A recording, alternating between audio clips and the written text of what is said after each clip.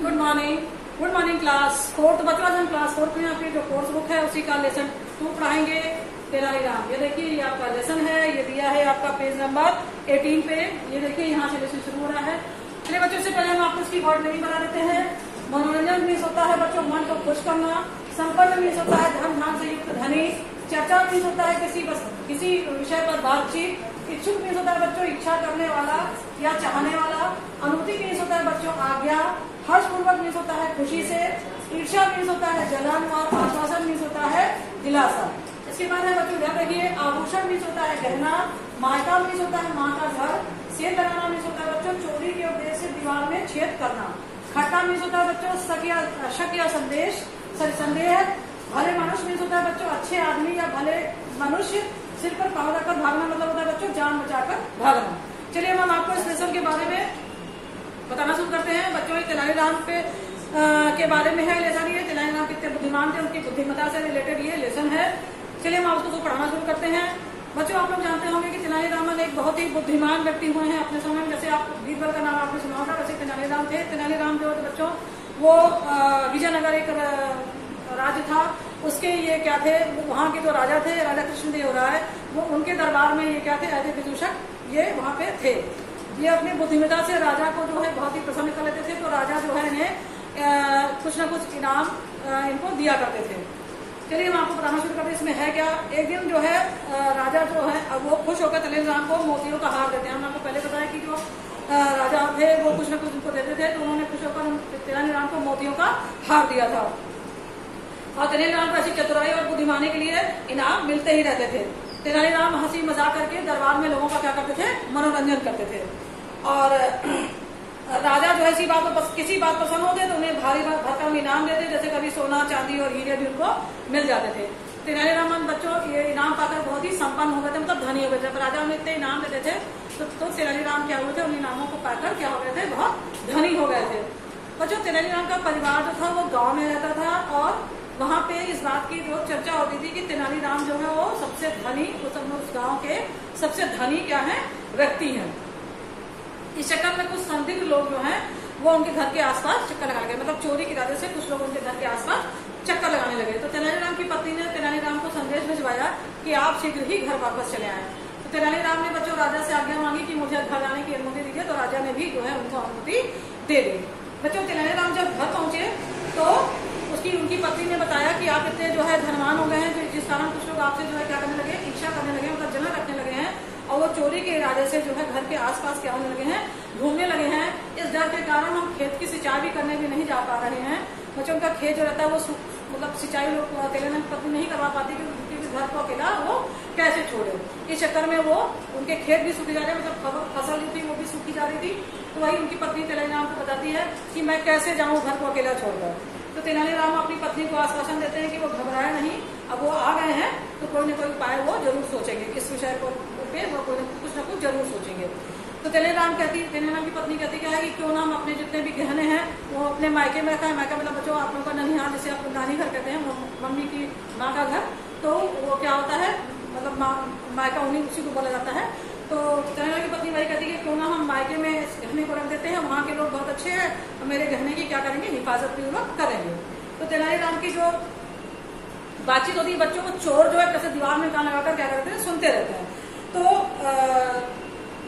मतलब वो सोचते हैं कि ये तो कल चोर लोग सोचते हैं कि ये तो सोना अपना हटा देंगे, तो क्यों ना आज ही हम दीवार में सेंध लगाकर जो है इनका जो है सारा सोना चुरा लेते हैं।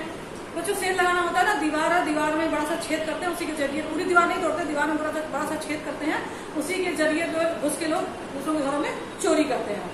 तो जैसे ही चोर ने जो एक ईंट निकालने का प्रयास किया, जैसे तेनालीराम को कुछ लगा कि मेरे घर में मतलब कुछ हो रहा है दीवार में, तेनालीराम क्या करते हैं कि एक लाठी उठाते हैं और दीवार पे वो क्या करते हैं, मार देते हैं।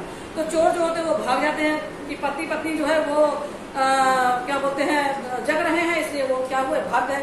थोड़ी देर बाद फिर चोरों को लगा कि पति पत्नी जो है वो क्या हो गए हैं, सो गए, फिर वो वापस आते हैं। तो तेनालीराम जो है दीवार खाते में मतलब चोर लोग खड़े जाते हैं। तेनालीराम को लेकिन पता चल जाता है कि चोर लोग आ गए हैं। वो चोर को सुनाते हुए जानबूझ के अपनी पत्नी से बोलते हैं कि कल ही हम तुम्हारे मायके चलते हैं। तो पत्नी बोलती है कि चोर ने हमें रास्ते में लूट लिया, तो मतलब ये सब जो है चोर जो है उनकी बातें जो है वो सुनते रहते हैं और तेनालीराम इस बात को समझ लेते हैं। तो वो जो है चोर को सुनाते हुए और तेज में बोलने लगते हैं कि तुम आराम से सो जाओ, तुम्हारे धन को बचाने का उपाय मैंने सोच लिया है। तुम्हारे अब तो आप मतलब पहले तो बोलते मैगी रानी चलती है, लेकिन जब उन्हें पता चल जाता है कि चोर जो है उनकी बात सुन रहे हैं तो जानबूझ के अपनी पत्नी से बोलते हैं कि तुम सो जाओ, मैगी रानी की जरूरत नहीं है, धन को बचाने का उपाय मैंने सोच लिया है। तो वो क्या बताते हैं कि एक बड़ा संदूक हम लाएंगे और उसको मतलब तुम सॉरी एक बड़ा सा संदूक मतलब तुम खाली कर देना और उसी में हम सारे गहने जो है मतलब डाल देना और उस संदूक को ले जाकर हम जो हमारे खेत में कुआं है उसी के अंदर हम डाल देंगे। ये बात जो चोर सुन लेते हैं कि जो तेनालीराम जो है सारा सोना एक बक्से में बंद करके वो अपने खेत में कुएं में डालने वाले हैं। ये लोग सुन लेते हैं तो चोर उनके घर में चोरी करने का इरादा जो है क्या करते हैं, छोड़ देते हैं और वहां से चले जाते हैं।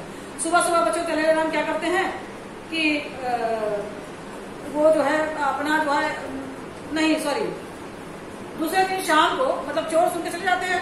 दूसरे दिन शाम को जो चोर क्या करते हैं वहीं जो उनका जो कुआं रहता है जहाँ पे तेनालीराम का वहीं पे पेड़ों का झुरमुट रहता है, मतलब ढेर सारे पेड़ रहते हैं आसपास, तो वहीं जाकर चुपचाप चोर जो क्या होते हैं वहीं पे बैठ जाते हैं।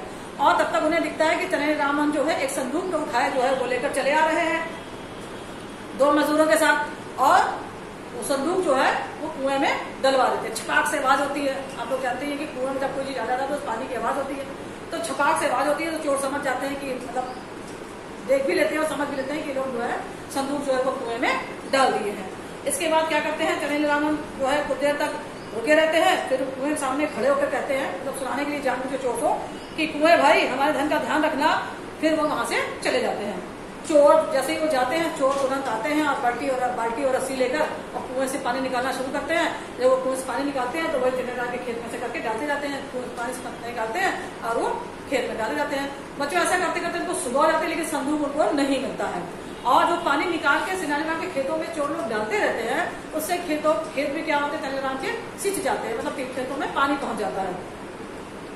तभी सुबह हो जाती है तो तेनालीराम फिर से अपने खेतों में आते हैं और आचार्य चर्चा के सब में बोलते हैं कि अरे भले मानुषो तुम कौन हो, मेरे सामने तो आओ, आपने मेरा पूरा खेत सींच दिया, खेत जो है सींच दिया, मेरा धन्यवाद तो लेते जाओ। उधर चोर थे कि प्राण बचाने की चिंता में सिर पर पांव रखकर भाग जा रहे थे।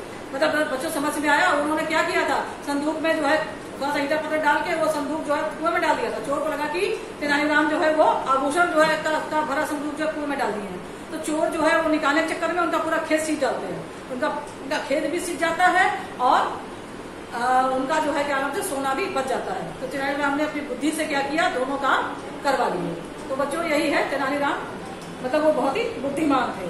ठीक है, चलिए बच्चों अब इसमें जो आपके जो लेसन के बीच में क्वेश्चन के आंसर दिए हुए हैं वो हम बताते हैं।